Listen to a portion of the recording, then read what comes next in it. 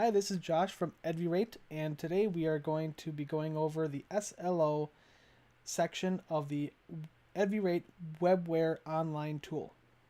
So I'm going to get started logging in.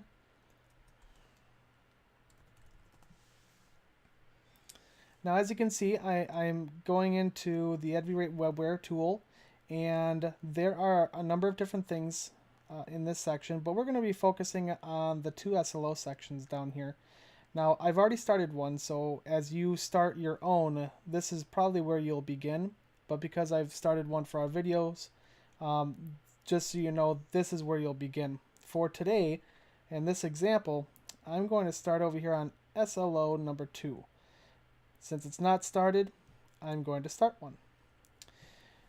Give your SLO a title, and this can be modified, so you don't need to worry too much about the SLO at this particular point and what you're going to give it a title for. So just give it something to get you started, and your grade level that you want to focus on, content area, specialty, we'll do web design.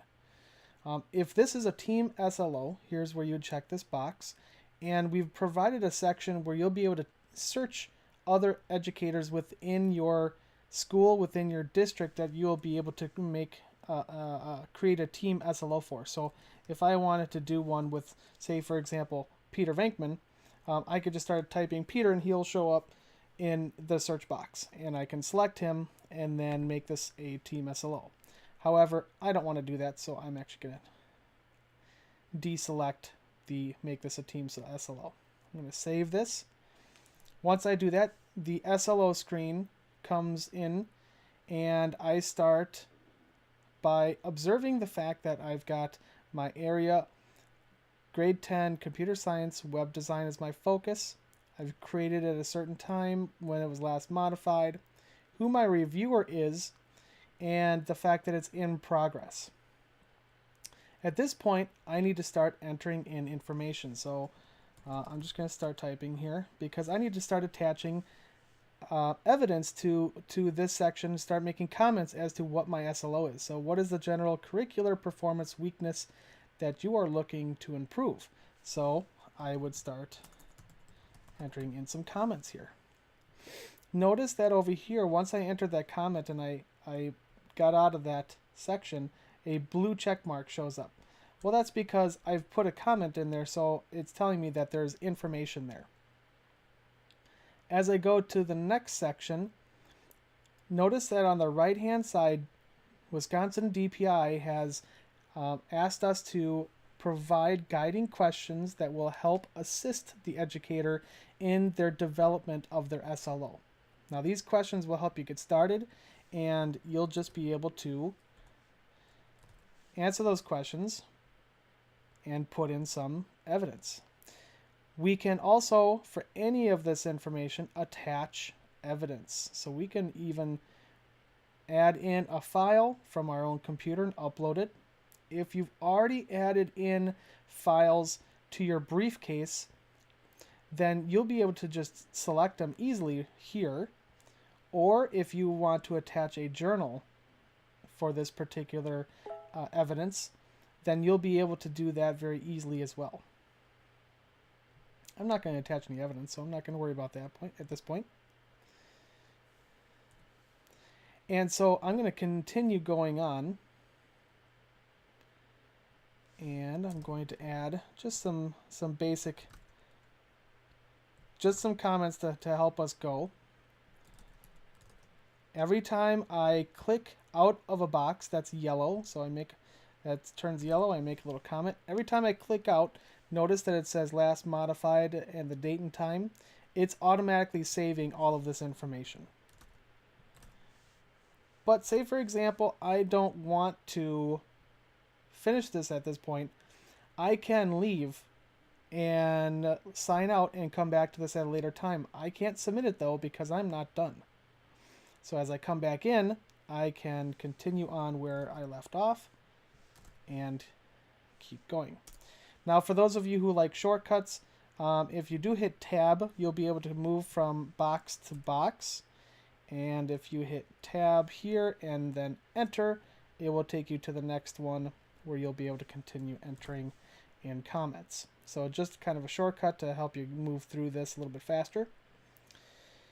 Once I am done with my last comment, I'm not clicking out of this because I want you to pay attention right up here to that submit button as I click out of this box. So I'm going to click out of the box, and there we go. The blue submit button illuminates, and we are able to now submit this for review. So I'm going to actually do that. Are you sure you want to submit that? You will be brought back to the dashboard after successful submission. Okay. And there you have it. Here is my SLO number 2. It's submitted for approval.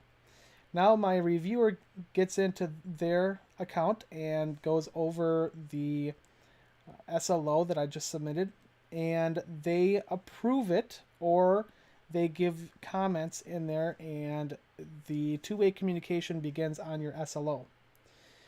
Now I'm going to move over here to this SLO example 1 that I started earlier to show you that my SLO from earlier has been approved and is ready for reflection. So what that means is that now I can go in here, and here is where I will see my administrator's initial comments. So this is where the administrator will make comments on this particular section of my SLO.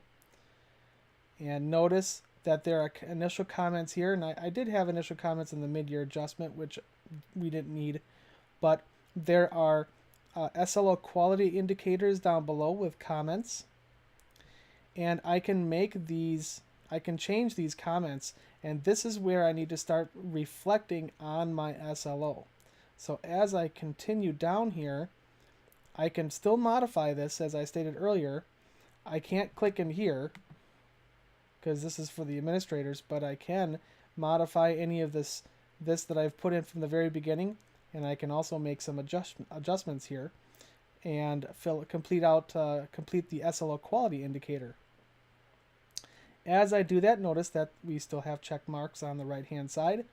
I have comments. Those check marks mean that I'm done with that section. So as you can see here, I have not completed all of my sections. So I need to go in here, and since I don't have a check mark here, I'm going to figure out what is missing. Oh, I did not make comments for my SLO quality indicators.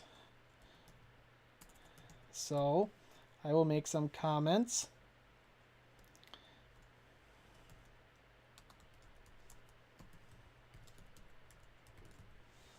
Into that section. Now, as you can see, a check mark has shown up on here, and now I've got check marks all the way down, and I'm good to go with my SLO. Oh, except for section 10, teacher scoring. Here's where I need to accurately and appropriately score the SLO. Now here down at the bottom, we have provided areas for you to look for criteria and descriptions that will help you in scoring this SLO. Once you've decided where your SLO fits within these sections, you should go ahead and score your SLO, and hopefully you score it well. You've provided all the information.